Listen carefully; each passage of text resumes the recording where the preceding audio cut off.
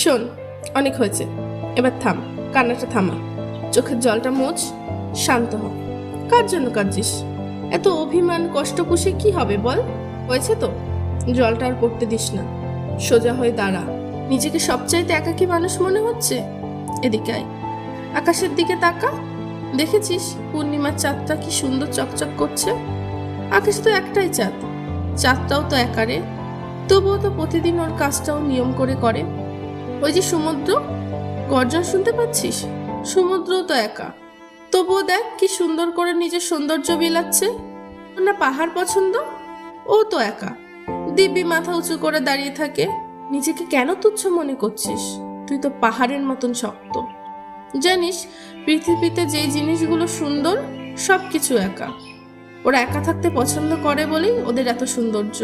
এই যে চাঁদ, পাহাড়, সূর্য, সমুদ্র, সবাই তো নিজের নিজের জায়গায় ভীষণ একা। আমরা মানুষরাও অমন। তো সবাইকে দেখে মনে হতেই পারে কাছের, আপন, কিন্তু না, আমরা কেউ কারণ না। আমরা সবাই নিজের নিজের জায়গা থেকে একা, সুন্দরভাবে একা। তাই বলে কি হাল ছেড়ে দিলে হবে বল? মনটা একটু শান্ত কর। পুরনো সব স্মৃতিকে দূরে ঠেলে দিয়ে আমি, তুই, আমরা সবাই তো বেঁচে আছি। দেখ, বয়স এবং সময়ের সাথে সবকিছু পাল্টাই। সময় যত সামনে আগায় আমরা তত একা হয়ে যাই। এটা মেনে নিতে হবে রে, কারণ এটাই জীবন।